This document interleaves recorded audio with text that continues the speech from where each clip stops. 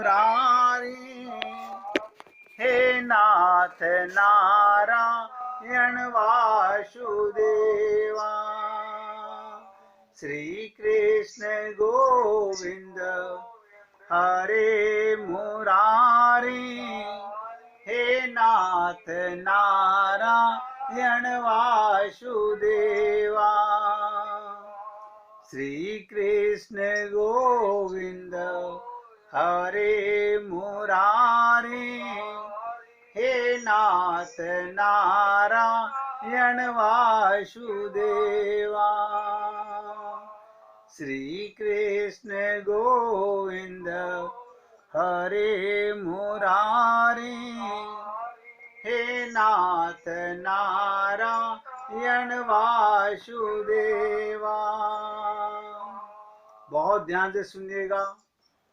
आप समझना चाहते हो सबसे अच्छी प्रार्थना क्या है? बिना बोले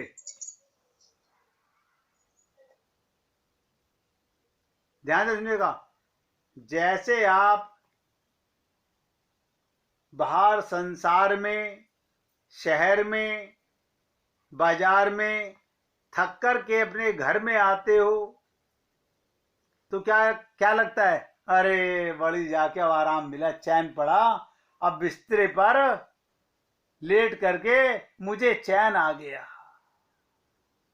बहुत थक गया था, बहुत थक गया था। इसका मतलब तुम्हें आनंद मिल गया।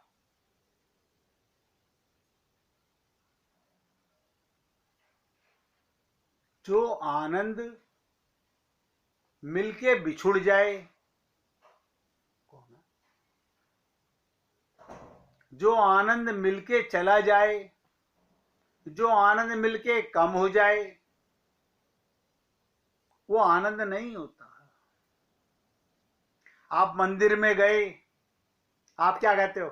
आज हमारे सामने वाले पंडित जी ने ना हमारे हाथों से पूजा कराई।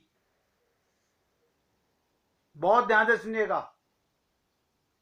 पंडित जी ने हमारी माला को ठाकुर जी को पहना दिया और हमारा प्रसाद का भोग लगा के हमें दे दिया।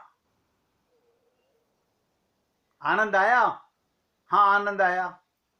अच्छा, कल पंडित जी ने किसी और का भोग लगा दिया, किसी और का पूजा कर दी, आज आनंद आया? सोचे बताओ, क्या कहोगे? नहीं, आज आनंद नहीं आया, यही बोलोगे ना। तीसरे दिन पंडित जी ने डांट दिया, रोज आप आगे आ जाते हो, किसी और को भी करने दोगे? नहीं पूजा करने दोगे? अब क्या हुआ? अरे हम तो इतना बड़ा हार लेके गए थे, आज पंडित जी को कोई ज्यादा दक्षिणा देने वाला मिल गया। अरे तो मंदिर में तो गए थे, भगवान के सामने तो गए थे। हाँ, गए तो थे। आनंद आया? नहीं, आज आनंद नहीं आया। यानी अब मंदिर में जाकर के भी आनंद नहीं आ रहा। ये आप और हम सबका हाल है।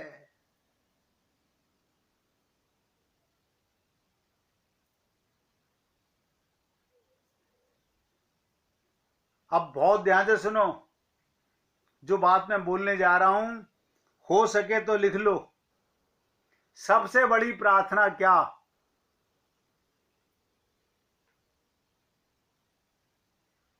सबसे बड़ी प्रार्थना क्या? आत्मा का सदा परमात्मा में अनुभव होना। क्या बताओ? कुछ बोलने की जरूरत नहीं, अनुभूति हो रही है मस्ती की। कहां रहते हो? परमात्मा की गोदी में रहते हैं। किसके साथ खाते हो? भगवान के साथ खाते हैं। किसके साथ सोते हो? भगवान के साथ सोते हैं।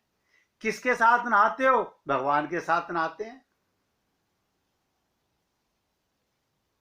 कमाल हो गया। ऐसी कौन सी कसौटी मिल गई तुम्हारे को? बताइए, ऐसा कौन सा राज मिल गया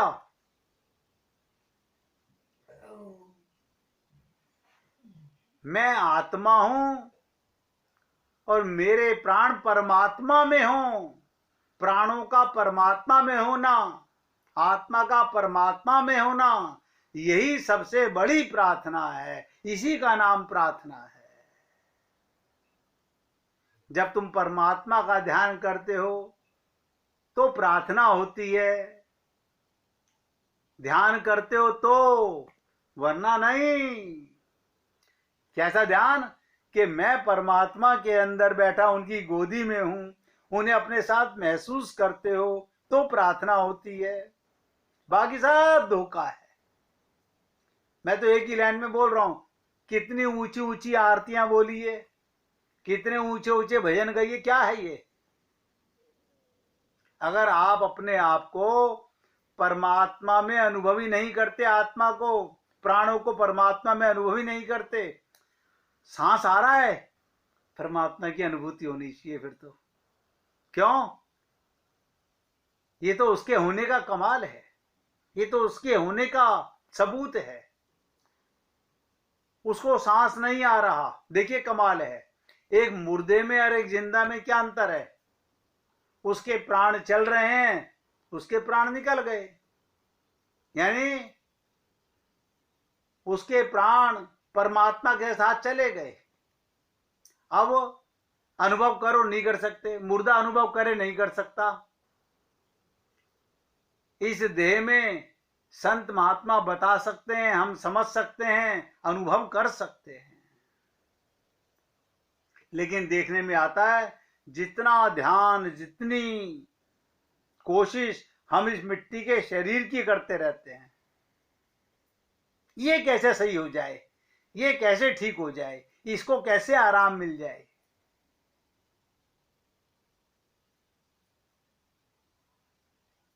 और मैंने एक ही लाइन में आपको बताया, प्राण परमात्मा में हो, प्राणों का परमात्मा में होने का नाम ही प्रार्थना है। अरे आजकल कहां रहते हो?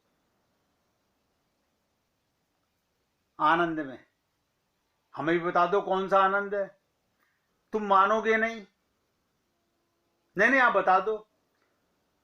देखो, पैसों का काम मत बताना, पैसे नहीं है मेरे पास में खर्च करने के लिए। और कहीं जाने की बात मत करना, मेरे पास समय नहीं है कहीं जाने के लिए। कोई मुझे लंबी चौड़ी प्रार्थना मत बताना।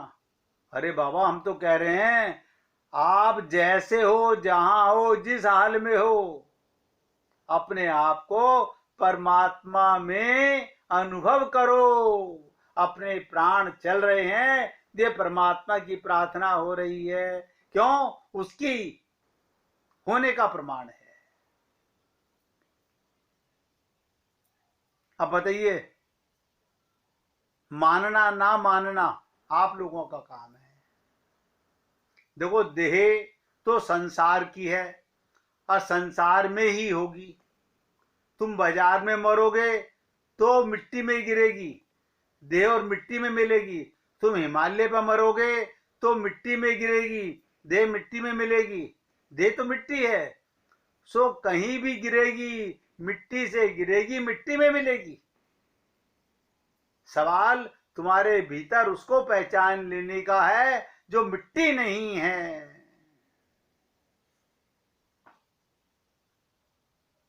कबीर जी को क्या कहते थे? आप तो काशी में रहते हो, आपका तो कल्याण हो गई। तो क्या करा कबीर जी ने? कहा कि लोगों को इस बात का वहम है कि मैं काशी में रहता हूं, इसलिए मेरा कल्याण होगा। ध्यान से समझो, कबीर ने अंतिम समय अपने जीवन को काशी छोड़ दी थी कि जहां मेरे प्राण निकलेंगे वहां परमात्मा में से ही निकलेंगे, उसके साथ ही निकलेंगे। चाहे वो काशी हो, चाहे वो वृंदावन हो, चाहे वो अयोध्या हो, इससे क्या फर्क पड़ता है? मैंने देखा बहुत से मूर्ख लोग, मिट्टी, हमारी मिट्टी हरिद्वार में चली जाए, हमारी मिट्टी गंगा जी में चली जाए, हमारी मिट्टी, मतलब तुम्हारा मन ना जाए, तुम वहां नहीं रहना चाहते। यानी परमात्मा से बड़ा हमने धाम को, मिट्टी को मान रखा है। सोच है हमारी बुद्धि की।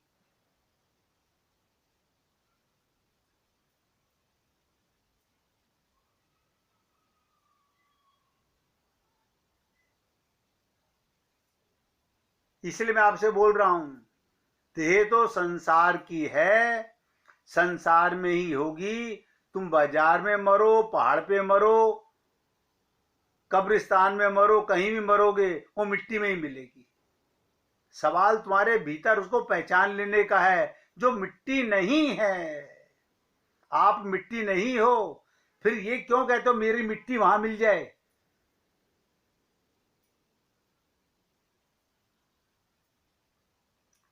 जो मिट्टी नहीं है उसका संबंध जोड़ लेने का है। जो अमृत है, किससे जुड़ा हुआ है? वो अमृत के साथ रहता है। राम मरे तो मैं मरूं।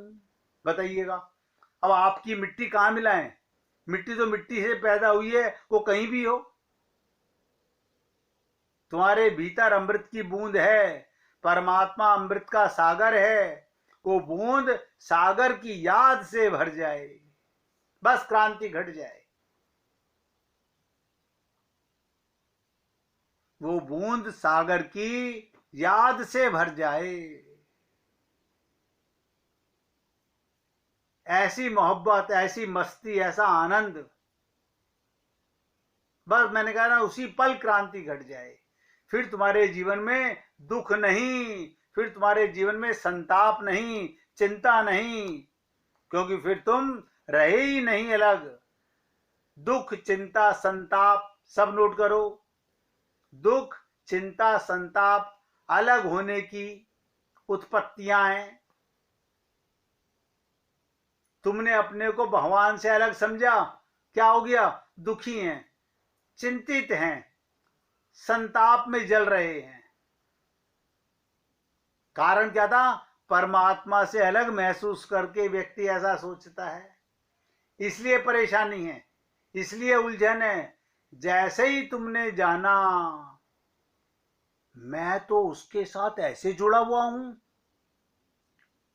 ध्यान दो, मैं तो उसके साथ ऐसे जुड़ा हुआ हूं जो कभी अलग हो ही नहीं सकता।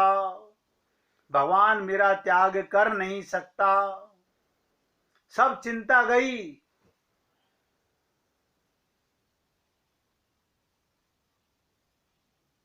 अब बताइएगा, एक तरफ तो गाते हो चिंता दीन दयाल को मोमन सदा आनंद। आपको चिंता किस बात की? जो जीव, जो आत्मा परमात्मा से जुड़ा है, तो परमात्मा चिंता कर रहा है। तुम्हें चिंता की क्या जरूरत है? जैसे छोटे बच्चे ने अपना हाथ बाप के हाथ में दे दिया, अब छोटे बच्चे को कोई चिंता नहीं।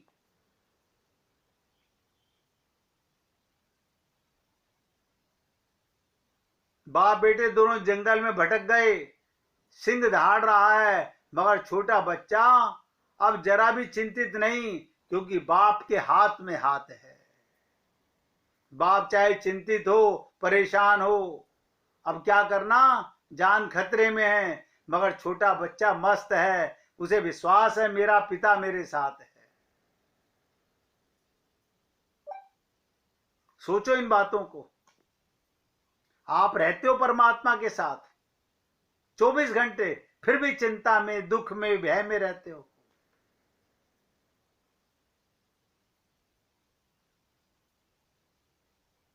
अभी ध्यान दो, जो बच्चा अपने पिता के हाथ में हाथ देके चल रहा था, अब उसका पिता हाथ छोड़ के गायब हो जाए, अब बच्चे को चिंता हो रही है। बहुत ध्यान से सुनो इस बात को। अब चिंता हो रही है, बच्चा भयभीत हो रहा है, राम पिताजी नहीं है। कुत्ता भी भौंक रहा है तो डर लग रहा है, क्यों? कि पिताजी नहीं है। लेकिन मैं आपको जिस पिता की बात बताना चाहता हूं, वो पिता आपका हाथ कभी छोड़ नहीं सकता। बहुत ध्यान से सुनो, परमात्मा ने आपको कभी छोड़ा नहीं, परमात्मा छोड़ सकता नहीं। तुम परमात्मा से छूट सकते नहीं। फिर हम दुखी क्यों रहते हैं? क्योंकि तुम अपने को आत्मा नहीं मानते और परमात्मा के साथ नहीं मानते, बस ये कारण है। दुख क्या है? अज्ञानता का दुख है। अब आप बताइएगा, जो बातें मैंने आपसे कही, किसी भक्त को इसमें समझने में कोई कष्ट हुआ क्या?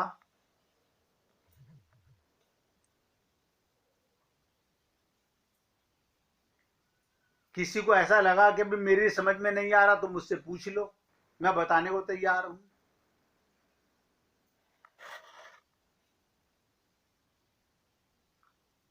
आप आनंद की संतान हो, 24 घंटे आनंद में रहो। ये मरने का डर किस बात का है? ये भय किस बात का है? शरीर परमानेंट किसी का होता नहीं। जब शरीर परमानेंट नहीं तो संसार भी परमानेंट नहीं है। इसलिए सिर्फ इतनी सी बात कि अज्ञानता कैसे मिटाई जाए। संतों का हृदय इतना सुकोमल क्यों होता है, इतना निर्मल क्यों होता है? ध्यान से सुनो, संतों का हृदय कैसे होता है वो सुनिएगा। संत दादू दयाल भिक्षा मांगने जिस रास्ते से निकलते, वहां बीच में एक ऐसा घर पड़ता जहां रहने वाला व्यक्ति दादू दयाल की बुरी निंदा करता था, उन्हें गालियां देता था, उनको देखते ही कहता था बड़ा संत बना फिरता है, बड़ा ज्ञानी बना फिरता है, कई प्रकार के दोष गिनाता और अंदर चला जाता। कई बार तो निंदक नजर नहीं आता तो दादू दयाल जी उसके मकान के सामने कुछ देर प्रतीक्षा करके खड़े रहते।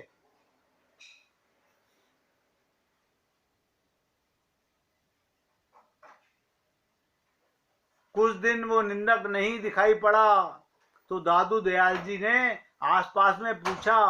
पूछने पर पता लगा उस व्यक्ति की मृत्यु हो गई है। इस बात से दादू दयाल जी को अत्यंत दुखी हो देखकर जोर जोर से दादू दयाल रोने लगे। बहुत ध्यान से सुनो, दादू दयाल जो उनको बुरा कहता था उसके मरने पर भी रोने लगे। तो शिष्य ने पूछा, गुरुदेव आप क्यों रोते हो? दादू दयाल जी ने कहा, कारण बताने पर शिष्य बोला, वो तो आपका निंदक था, वो मर गया, आपको तो प्रसन्न होना चाहिए था, परंतु आप तो रो रहे हो। दादू दयाल जी बोले, वो मेरी निंदा करके मुझे सदा स्मरण करवाता रहता था कि मैं कोई संत महात्मा नहीं हूं, मैं कोई ज्ञानी नहीं हूं। वो मुझे स्मरण करता रहता था कि ये संसार कांटों से भरा है। देखिएगा, उससे भी संतों ने, दादू दयाल ने उससे भी शिक्षा ली। दादू दयाल कहते हैं, वो मुझे बुरा कहने वाला मुझे ज्ञान और त्याग का अहंकार नहीं होने देता था। ना तो मुझे ज्ञान का अहंकार होता था, ना मुझे त्याग का अहंकार होता था। ये सब उसने मेरे लिए किया और मुफ्त में किया। और दादू दयाल कहते हैं, वो बहुत नेक इंसान था। अब उसके जाने पर मेरे मन का मैल कौन धोएगा? आप सोचिएगा, अगर सत्संग ना हो, संतों का संग ना हो, तो आप और हम सब लोग मन के मैले, अपने मैल को कैसे समझ पाएंगे?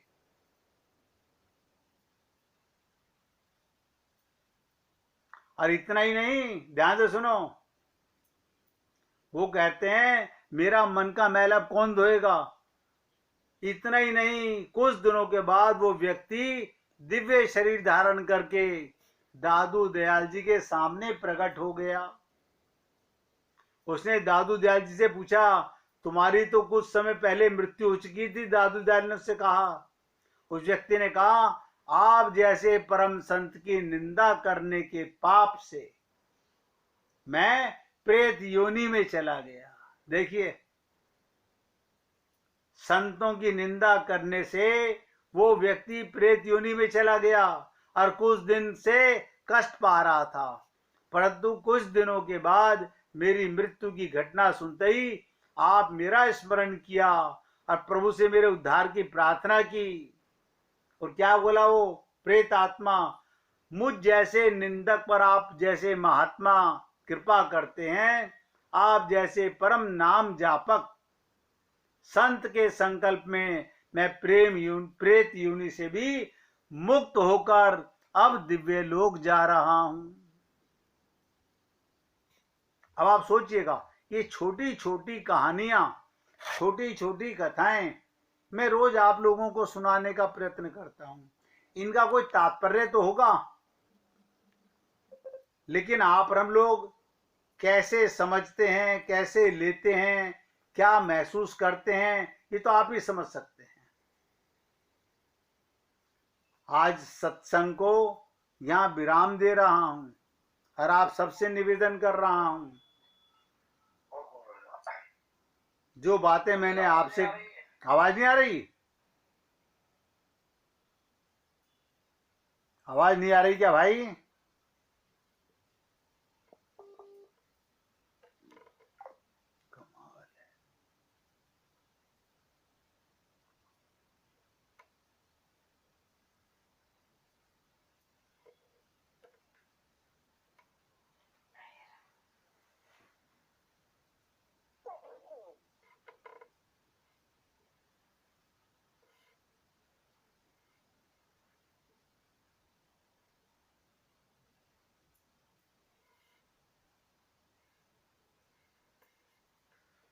किसने इसमें हाथ लगा दिया भाई?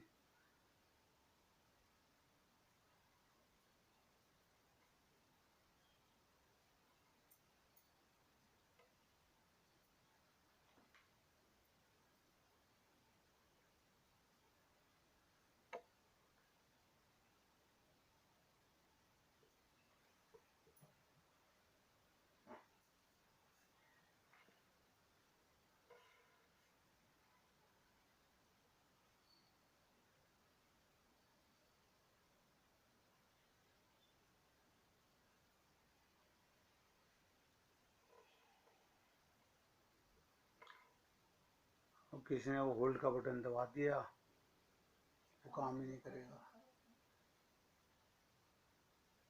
मेरे से खत्म होगा नहीं ना।